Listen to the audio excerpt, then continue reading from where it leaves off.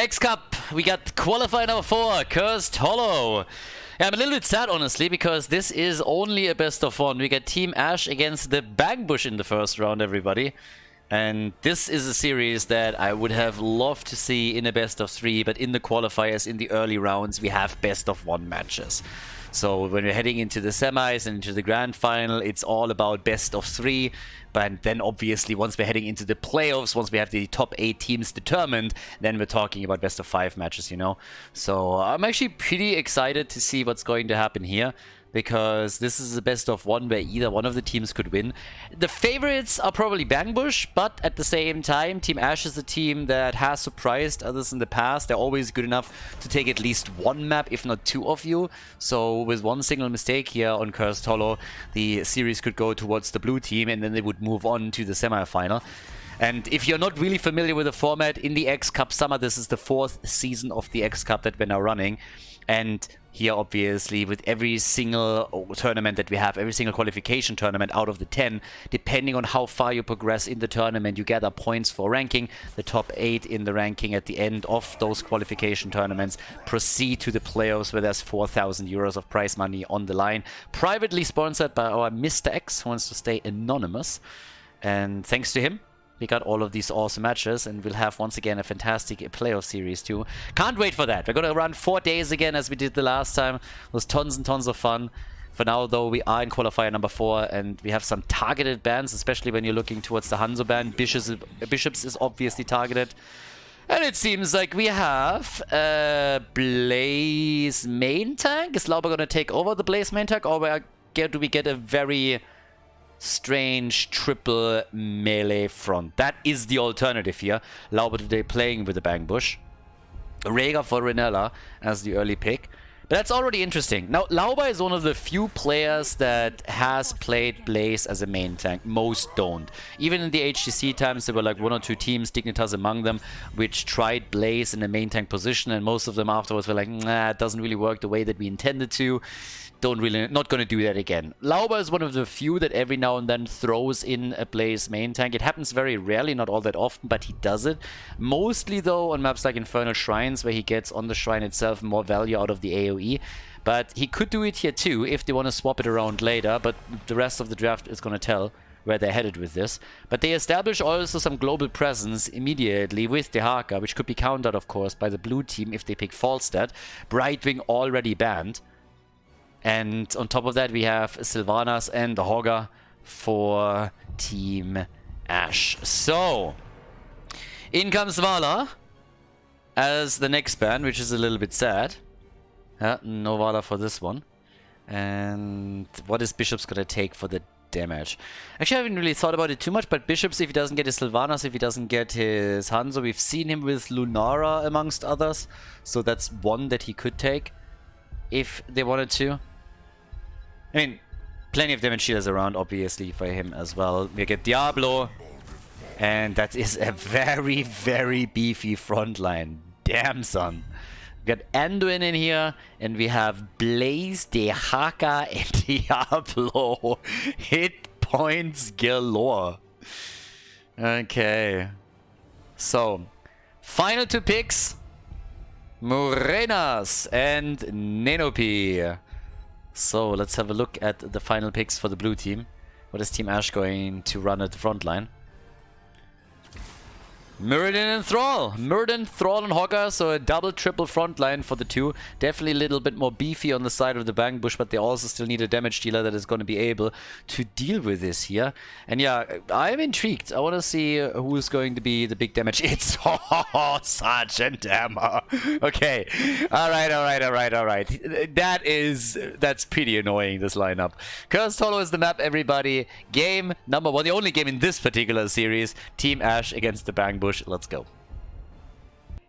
Game number 1 on the left side. We got Team Ash, Renella on Rhaegar. Nenopi on Thrall. Farlander is playing Sylvanas. We got Muradin played by Morenas. And of course, Shai is playing Hogger here today. So with that, we got on the right side of the map the Bangbush currently playing with Henning on Anduin. And on top of that, Bishops on Dehaka. Svamgrotta is playing Blaze. We got Lauber and Diablo. And Skork is playing Sergeant Hammer. Quite the beefy lineup that is currently played by them here. And yeah, this could be insanely annoying.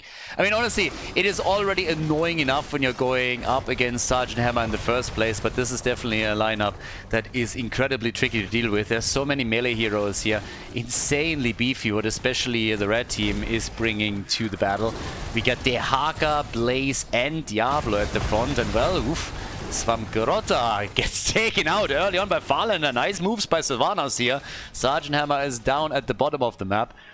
Is currently working that wall down a little bit. The trolling Thunder on Thrall on the level 1. We got obviously for Hammer the advanced artillery, and this could be another kill. Bishops is in trouble and he dies too. And that's exactly what we talked about earlier. Team Ash already starting this off with a bit of a bang. Now with Sergeant Hammer and that much of a beefy lineup, you of course got to be very careful and really look towards the late game too. But at least early on, with all of that Sylvanas pressure that we already see here, it is a winner for them. So yeah, they're doing a great job here. Pushing the walls, making sure that they're taking a couple of heroes down too. And this is going very, very well for the blue team. Down to the bottom of the map though, the party continues. Skork is just firing away, working in those right clicks like a boss. I mean, look at that micro. Right click, right click, right click. Insanely engaging gameplay from Sergeant Hammer. That is exactly how a hero should be designed. It's like the skill ceiling. Oh my god, it's incredible. So Blizzard once again showing off their skills. So we got level 4 talents in before we take the piss any further out of Sergeant Hammer. So the wall is already down. Now of course up at the top lane the same has already happened as Sylvanas was used to break through the gate. With both team now slowly opting for the first objective. Gonna be announced in 30 seconds. We have camps also slowly cleared. And for the red team, it's going to be taken a little bit later, which will enhance the pressure on the bot lane. They're already doing damage on the bottom fort, so yeah, that's already happening. Some initial damage done. It seems like the red team is also tired of being the target of every single attack here, so they're going to try and turn us around. So far it's not quite working out. That little mini gank up top side didn't really do anything for them yet. But to be fair, with only one range damage dealer, there's honestly only so much that you can really do here. But yeah, topside gets pressured again. This time it's a 3-man together with Siegestein that pushes through. That of course shows also once more the power that we have ready for good old Sylvanas. And it costs the red team a fort. Now they are trying to respond in kind of at the bottom of the map with a play, but Hogger topside is now being killed. So this is the first kill in favor of the red team. And down here, I guess we can kiss this one goodbye. So nicely done after all by the Bang Bush. Yeah, I like it. It's a little bit wild. I mean, the blue team has now gotten one tribute for free, but I like that both of the teams just have their own style, trying to outpush the other, while at the same time going for the occasional gank in an attempt to get the upper hand through hero kills. So, it's a fairly interesting approach to this. Level 7 is now ready for both of them, and after the top fort has fallen, the blue team has started to focus their attention a bit further down and started to attack the mid lane. But each team has now lost a fort. So this accelerates the game a little bit. With the forts gone, that makes also the bosses more impactful. We have adjustments on the level 4 for Sergeant as well. Ooh, nice gank here. Anduin with a big pull. Nicely done, but that could have been a kill. And a turnaround with a jet propulsion as Blaze moves back into the fight. But Sergeant Hammer is all alone and gets taken down. No siege tactics instead of level 4. We got the regenerative bio steel going straight for that build that Nick likes to play and introduced. Small adjustments. Now, of course, the push continues, and it seems like another fort might fall here. Lauber also a bit low. Heals himself up, gets some assists from Anduin, but of course, this is starting to get a bit tricky here, as tribute number 2 is coming into play. Yeah, second one also slightly better positioned for the team on the left, for Team Ash. So they're of course trying to take a bigger lead now in tributes. If they can establish that, it would make it in the long run very, very iffy for their opponents to really control the situation properly. So they gotta be careful. Another potential kill against Muradin. So far it's not quite coming through. But they're really working on this. So yeah, things are interesting here, to say the least. Desperate attempt by the Bang Bush to get a trip with themselves and also avoid later repercussions by having to be forced into a fight over the third one that could curse them. So they really want this one. And they're engaging into an awkward position here. So once again, these choke points could turn against them. It's all about Skok and how well he can control the space, and so far it's working for him. Morenas is moving in for a Stormbolt interrupt against Anduin's channel and is able to pull that off, but now they have to move back. So Bang Bush is already moving back out. Henning is locking this one in, and things are looking fairly even. Structure has been taken down on both sides. A little bit more damage done by Team Ash, but it's a tribute for a tribute, so there is no crazy pressure around the third tribute for either team. With the bosses, of course, up, there is a chance that we're now going to see those plays that we highlighted earlier. And both of them are currently moving in. Yeah, that's the problem when you don't have siege tactics. Rooted into the stun. Skok can still take this down. Yeah, here we are. They each take their boss. Nobody is interfering with anything else. This time he was able to dodge the root. Level 10 abilities are ready. Gives us Napalm instead of the BFG for Sergeant Hammer. The rest of the ults fairly as expected. No Sundering for Thrall. Instead it's Earthquake. And it's going to be a battle at the top for the next tribute. But bosses are taken by both teams. And the one small advantage are the Siege Giants. Look at Muradin, by the way. So he's currently double-checking who's going for these boys, if somebody does at all. And he's willing to interrupt here, too. Ah, nice drag. Good stun. Straight in the tower range. Isolation. Oh my god, that was glorious. Nicely done. If Renella wasn't there, that could have been even a kill. So Morenas gets hit hard by this. Sergeant Hammer pushes top side with the boss as the blue team tries to steal away the Siege Giants, and the boss for the blue team is of course still doing some work down at the bottom of the map. But that's definitely an interesting development, because the push power of the two is very interesting here. We have the boss doing a lot of work here together with the catapult. At the top, the boss has already taken the fort with the help of Sergeant Hammer, and another tribute is now spawning, and of course the red team is currently in the lead on tributes. But, well, this one still has a lot of hit points, hasn't been attacked so far. Battle in the middle. Nice rotations around, especially by Team Ashes. They're looking for more structural damage, but this time they get caught and they lose Hogger. Okay, so Hogger down. Top pressure is more or less stopped as the boss is gone, but down at the bottom of the map, Dehaka is doing his best. And this is, of course, a bit nasty, because this is already damage on the keep, and in the long run, this is going to potentially hurt them. But they get at least the curse. So that is an interesting situation to be in right now. They got the curse, so these Siege Giants will be destroyed, but what can they actually do with the objective? That's the bigger question now. How much can they really accomplish here? Can they push for a keep, for example? Because I don't really think that they can. I believe that the only thing we're going to see is the fort fall. If they can get a bit more done than that, it will of course be great, but I think it's doubtful. So Dehaka is trying to push the bot lane out. Up at the top, there's at least some structural damage against the gate, but as you can see, Hogger is already there. Now with him having to defend the top side, it also means that the heroes in the middle are now reduced to 4. The Haka could always come in to help out. Now this fort is gonna fall. That one's a given. The only real question is, what else can they do? Can they get a little bit more than that? Engage is already happening with a light bomb going straight for Sylvanas, but they miss out on the kill. Lauber gets saved. 22,000 damage by Sylvanas and by Sergeant Hammer. And the Haka has pushed a double wave into the bot lane as they're taking the fort in the middle. Up at the top, gate has also been more or less destroyed down to the bottom of the map. A little bit more damage, but nothing too crazy yet. So, well, with the situation as it is, they're still extremely even. I mean, of course, this fort is technically still standing, but it's so low in hit points that that's not going to last very long. And it is a spicy spot for this first game. I really like it. As I said before, I feel a bit sorry that this isn't a best of 3, or even a best of 5. But again, we're in the qualifiers, so early rounds are best of 1s. Hogger is the only one, by the way, that died on the side of Team Ash. So he's the only one that got called multiple times. Muradin this time also gets stun locked for a few more seconds, but he still survives. Dehaka coming in from behind, but he misses the hit. Misses the ult. Oh, but the light bomb, that's a totally different story.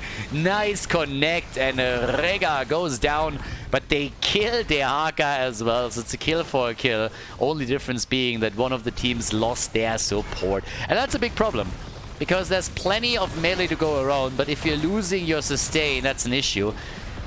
Luckily for them, they still have the fountain here that they can use, but they are pressured and they are losing now the entire gate. It's 4 kills to 4, and of course with level 15 on both sides, there's no big lead yet. Another great jet propulsion and the barbecue kill. They get the double. That was nicely done. That was actually really well played here, and we're gonna take another quick look at it as this fight continues. So yeah, they got everything. I mean, first of all, they cut their path of retreat off with the bunker. They also got the jet propulsion, and they just stunned everybody into Diablo's lightning breath, and that allowed them to get the level 16, the double kill. They're now pulling ahead, and they're starting to take down that keep in the mid lane too. And it's going to be very difficult to push into Sergeant Hammer in this situation, while their Haka, freshly respawned, is now focusing onto the side lane. So this is exactly the kind of play that Bangbush needed to pull ahead a bit. And oh boy, they can't take the keep down. Very close though, but they are not able to destroy it. Level 16, by the way, the mechanical know-how, noteworthy because they did not go for Giant Killer here, so keep that in mind. Mechanical know-how is something that we're seeing now a lot more often. Nick has been starting to use that quite regularly, and others have now followed. Not everybody is playing that style, but it is a lot more common these days. Rega already hit by the isolation here. Puts him into a bit of a weird one. We got the ancestral healing already used, and it's a fight for a tribute.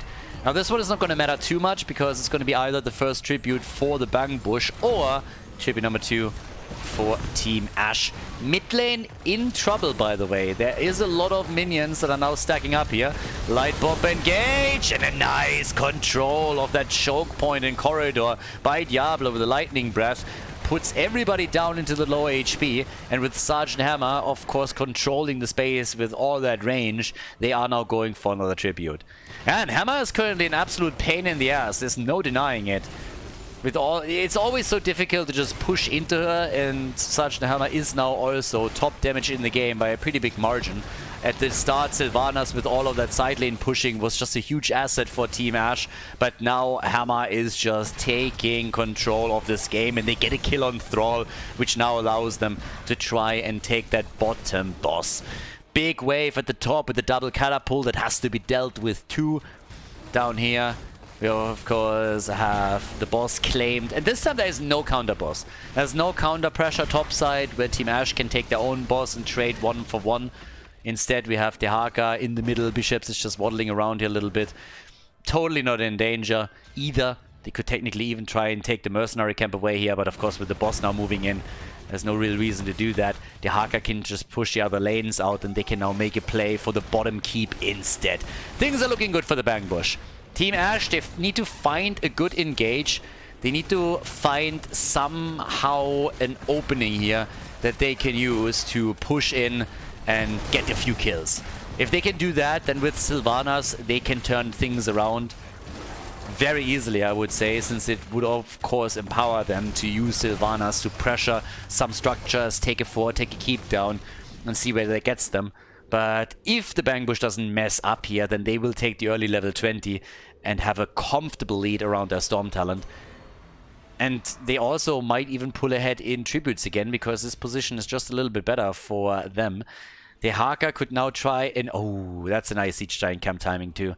So it's going to take a little bit for the Siege Giants to make it all the way over to the keep. But of course, this is just a juicy target right now. And if everybody is trying to defend either the boss or the tribute, then this is going to take quite some time for the Bangbush and Team Ash to resolve.